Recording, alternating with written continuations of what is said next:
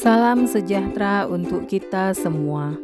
Perkenalkan, nama saya Rosi Margareta Bangun, guru dari SMK Negeri 1 Anambas, calon guru penggerak Angkatan 6, Kabupaten Kepulauan Anambas, Provinsi Kepulauan Riau. Pada video kali ini, saya akan menyampaikan kesimpulan dan refleksi saya dari modul 11. Bapak Ki Hajar Dewantara memberikan pemikirannya tentang dasar-dasar pendidikan. Menurut KHD, pendidikan bertujuan untuk menuntun segala kodrat yang ada pada anak, agar mereka dapat mencapai keselamatan dan kebahagiaan yang setinggi-tingginya. Pendidik hanya dapat menuntun tumbuh atau hidupnya kekuatan kodrat yang ada pada anak, agar dapat memperbaiki lakunya. Dan tumbuhnya kekuatan kodrat anak, pendidikan dan pengajaran tidak dapat dipisahkan. Menurut KHD, pengajaran adalah bagian dari pendidikan.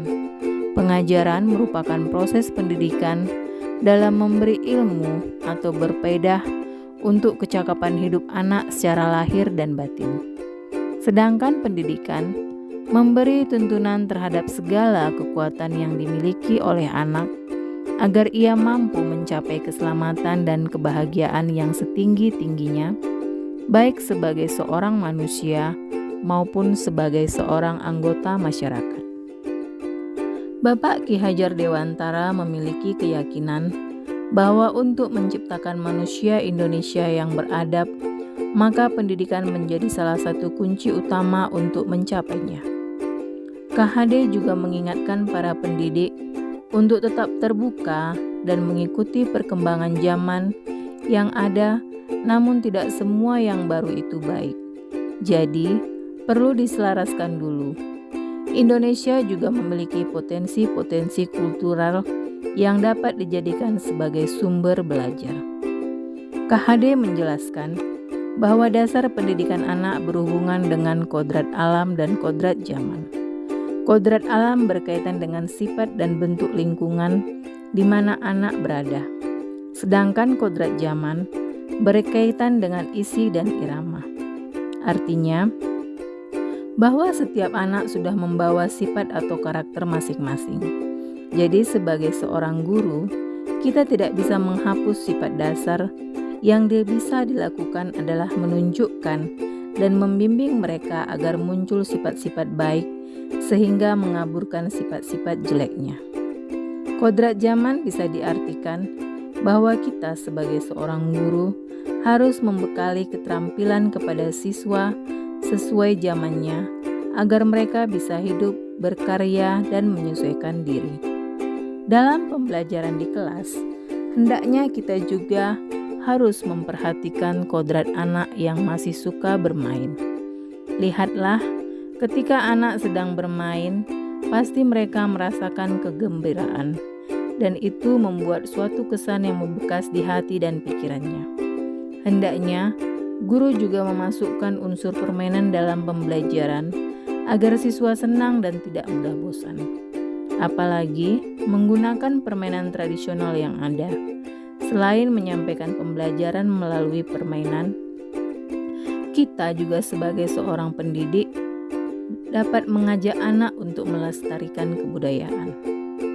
Hal terpenting yang harus dilakukan seorang guru adalah menghormati dan memperlakukan anak dengan sebaik-baiknya sesuai dengan kodratnya. Melayani mereka dengan setulus hati, memberikan teladan, ingarso sung tulodo, membangun semangat, ing madyo mangun karso, dan memberikan dorongan, uri handayani, bagi tumbuh kembangnya anak.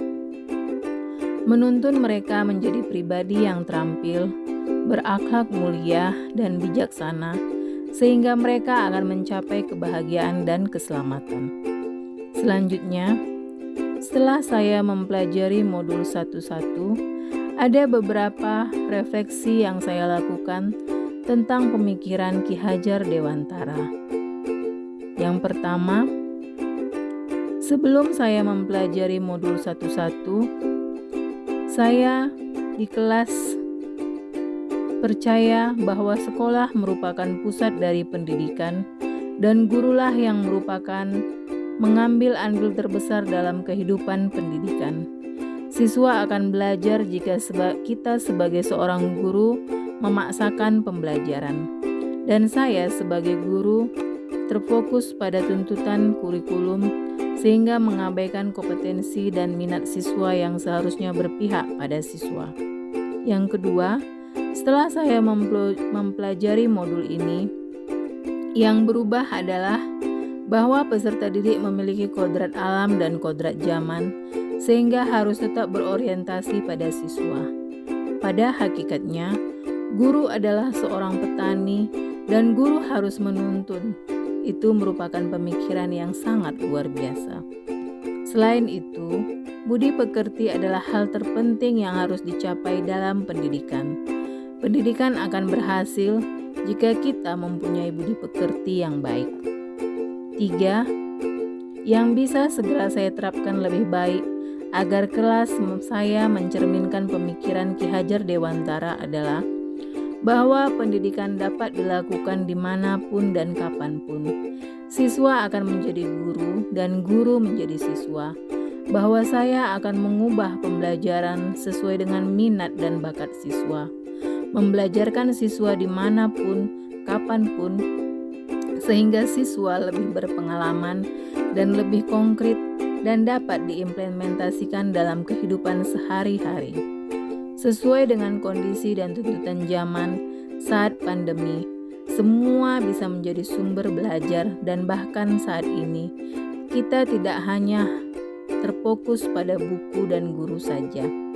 Mengajak orang tua siswa untuk bekerja sama, karena pendidikan tidak akan berjalan mulus dan lancar jika tidak disertai kerjasama. Selain itu, saya akan menekankan pembelajaran yang dapat memunculkan budi pekerti anak sehingga bisa berubah menjadi lebih baik. Demikianlah yang bisa saya sampaikan dari kesimpulan dan refleksi pemikiran Bapak Ki Hajar Dewantara. Semoga yang sudah disampaikan dapat bermanfaat dan juga merupakan salah satu bagian dari tugas calon guru penggerak. Terima kasih.